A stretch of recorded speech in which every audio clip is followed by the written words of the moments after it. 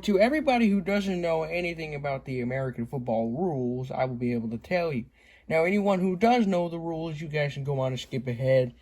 The time will be in the description or in the comments below. Maybe the description.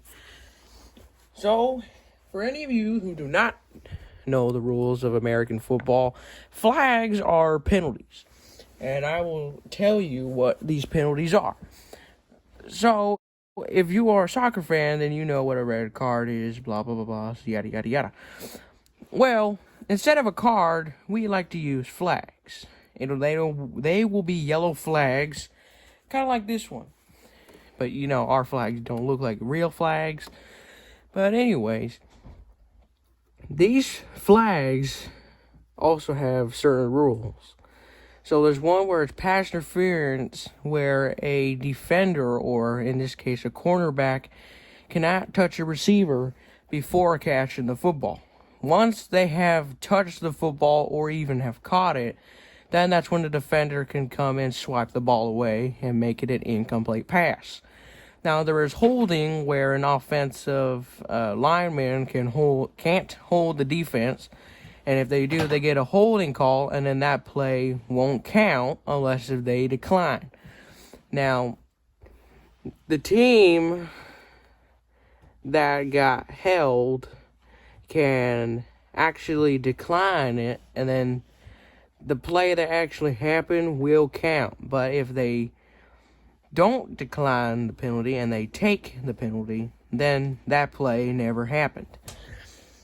And then there's also defensive holding, where if a cornerback or the defensive player holds onto the wide receiver or running back, then they will get called for holding.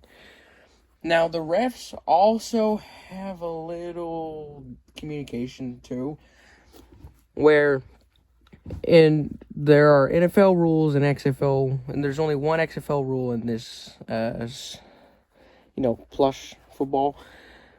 But anyways, you have to get 2 feet down inbounds on the field. And if you only get 1 foot, then it's not a catch. It's an incomplete pass. Now, there's also roughing the passer, which is after the quarterback or the passer throws it to a wide receiver. If the defender happens to hit the quarterback quite roughly, then he will get a penalty as well. So there's that one. Let me think. There's unsportsmanlike conduct, where if anyone gets into a fight and happens to throw a punch, let's just say, then they will get a penalty, and then that adds on more yards or less yards to the play. Now, there's also another one where it's helmet to helmet, but since NFL has kind of changed it to where it'll just be, I don't know. We're just going to keep it as helmet to helmet here in Plush World. Then that adds on more yards or less yards to the play. And then there's touchdowns, right? That's 6 points. Now, if you live in England where there's rugby, it might be something completely different. But here, if you get to the end zone, it's considered a touchdown, and the refs will do that with their arms to show that it is a touchdown. Now, whenever it is a touchdown, then that is 6 points. It's 6 points. Now, you either can go for 2 or you can go for 1, and in the XFL, you can go for 1 point, 2 point, or 3 points. But we're using NFL rules on this one, where you can go for 1 point or for 2 points. 2 points, you can go from the 2-yard line and try and get into the end zone again. And for 1 point, you're kicking it from the 15 to then get 1 point. It'll be considered a field goal. That's what it's called. And again, the refs will do that. And then there's a safety where the refs will do like a triangle with their hands, where if a defender happens to tackle an offensive player in the end zone, then that's 2 points for the defensive team.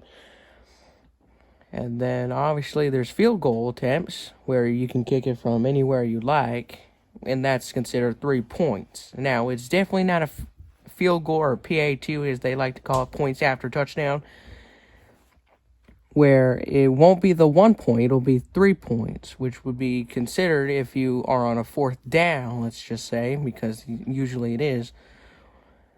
On a 4th down, you're able to go kick, either you can punt it or you can do a field goal. And usually, a lot of teams like to do field goals, but you have to be inside the 50 on the opposing side, so that then it's much easier to kick the field goal. Now, if you are behind, if you're on your own side of the field, then you have to punt it. And now I'm kind of done with the rules, so let's head on to this game.